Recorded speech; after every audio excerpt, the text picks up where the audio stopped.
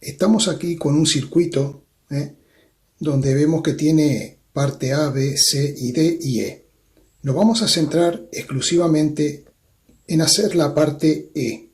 Dice, calcular la frecuencia para la que la tensión a extremos del condensador es máxima. O sea, nosotros podemos suponer que en este circuito la frecuencia de la fuente es una frecuencia variable, que la puedo escribir una F con una flechita, es una frecuencia variable.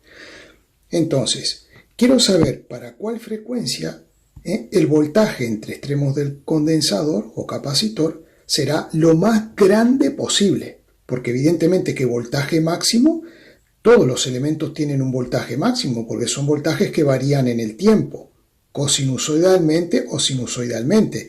Quiero decir, por ejemplo, si escojo el voltaje en el condensador varía según una función seno o coseno y está acotada, por lo tanto, habrá un voltaje máximo en el capacitor. Pero no me están hablando de esto. Me están hablando en qué situación el voltaje va a ser el más grande posible. Es decir, que si yo tuviera otra gráfica, ¿no? Otra gráfica así, podría tener otro valor del voltaje máximo en el capacitor.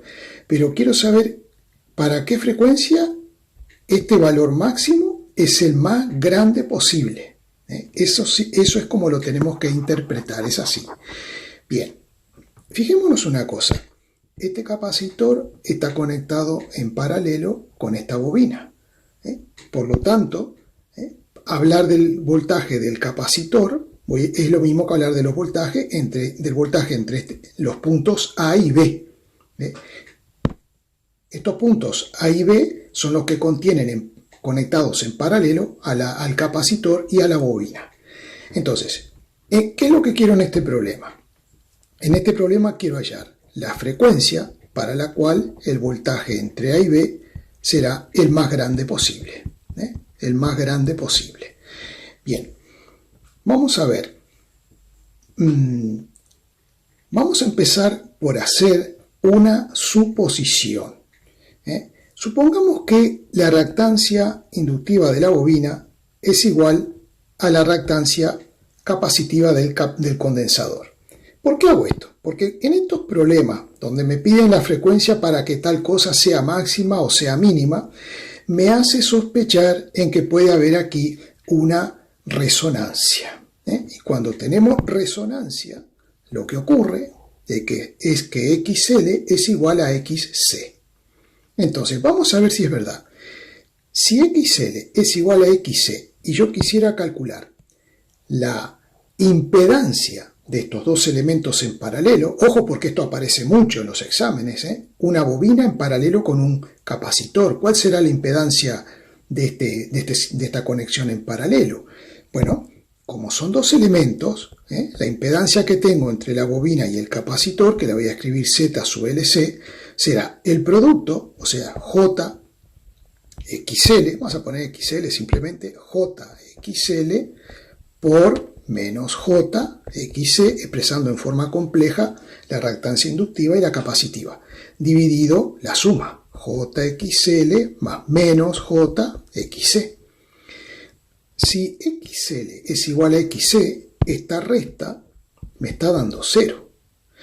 Y aquí arriba, ¿qué valor voy a obtener? Bueno, XL por XC, J por J es J cuadrado, que es menos 1, y con este menos me da más 1. O sea que arriba me queda XL por XC, dividido 0.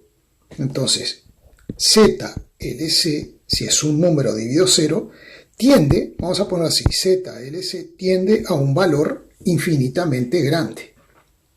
Tiene un valor infinitamente grande. Bien, y ahora voy a pensar en lo siguiente. ¿Cuál será la impedancia entre este punto y este? O sea, la impedancia total que tengo en esta parte del circuito. Muy sencillo. La impedancia total será esta resistencia más la impedancia equivalente que tengo entre A y B. Porque estos elementos están en paralelo, pero a su vez están en serie con esa resistencia. Entonces, la impedancia total será R más la impedancia que tengo entre L y C. R vale 10 ohm, Pero si Z entre L y C tiende a infinito, quiere decir que la impedancia total del circuito tiende a infinito. Con esta información voy a pensar lo siguiente. Si hubiera una corriente, vamos a llamarle, bueno, en general es una corriente variable en el tiempo, ¿no? Sinusoidal, una I de t. Si hubiera una I de t entre este nudo y este otro, es decir, esta corriente, ¿no? Como es la corriente que pasa por la fuente, si yo quisiera calcular el valor máximo de esta corriente, sería I sub 0, simplemente tengo que hacer el voltaje máximo de la fuente entre la impedancia total. Pero si la impedancia total tiende a infinito, un número sobre infinito tiende a 0. Así que es que voy a asumir que como esta corriente vale 0, la voy a borrar porque no existe. En este circuito, cuando ocurra esto, no habrá ninguna corriente en este circuito. Entonces, pensemos qué pasa en la resistencia. Si hubiera un voltaje en la resistencia, un V sub R, sería R por la I. Pero no hay ninguna I. Por lo tanto, el voltaje en la resistencia vale 0. De manera que este punto eléctricamente es como si fuera el punto A, porque es un punto equipotencial. Aquí no hay un elemento, pero al no haber corriente no hay caída de potencial. Y esta línea es una línea equipotencial, es decir, que este punto y B es lo mismo. Entonces, la diferencia de potencial entre estos dos puntos donde tengo conectada la fuente, la máxima, la amplitud máxima es 60 volt. Quiere decir que toda la caída de 60 volt la voy a tener aquí entre A y B. Es decir que para que el voltaje efectivamente sea lo más grande posible entre extremos del capacitor, o sea, entre A y B, la frecuencia tiene que ser la frecuencia de resonancia para que ocurra esto. Y en ese caso, el voltaje entre A y B será lo más grande posible y coincidirá con el voltaje de la fuente. Ahora, vamos a ver cómo calcularíamos esa frecuencia de resonancia. Partiendo de esta igualdad, XL es omega por L y XC es 1 sobre omega por C. Cuando ocurre esto, a esta frecuencia angular le llamamos frecuencia angular de resonancia o pulsación de resonancia. De aquí, si nosotros despejamos omega 0, nos queda raíz cuadrada de 1 sobre L por C. Pero como nos preguntan la frecuencia a secas, nos preguntan la frecuencia F, que es la que medimos en Hertz. Entonces sabemos que omega 0 es 2pi por la frecuencia F medida en Hertz. Por tanto, despejamos F sub 0, que nos va a quedar 1 sobre 2pi por omega 0, que es 1 sobre L por C, raíz cuadrada. Simplemente es sustituir ahora 1 sobre 2pi, hacer las cuentitas y esto queda terminado. 1 sobre L, que vale 1 sobre pi por 10 a la menos 3 Henry, por 10 sobre 2pi por 10 a la menos 6 porque es microfaradio, y tenemos simplemente que hacer esas operaciones a ver cuánto nos da.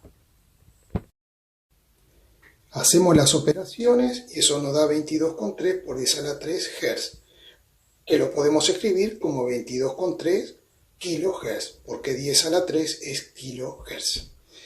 Espero que se haya entendido. Cuidado con esta situación que aparece escondida, siempre esto era una resonancia que teníamos ahí, pero cuando veamos que nos dicen la frecuencia para que ocurra tal cosa, que un voltaje sea máximo, que la impedancia sea mínima, máxima, ese tipo de cosas, que la corriente sea mínima, que sea máxima, bueno, entonces ahí estamos sospechando de que la reactancia inductiva va a ser igual a la reactancia capacitiva. Lo postulamos, desarrollamos todo, inmediatamente nos damos cuenta que estábamos en lo cierto con nuestra suposición. Bueno, espero que se haya entendido. Agradezco una vez más a toda la gente que se suscribe altruistamente. Eso ayuda a que este canal pueda llegar a más gente que como tú necesita estos ejercicios. Y los que le den a la campanita estarán recibiendo actualizaciones de los vídeos que subo continuamente. Bien, muchas gracias.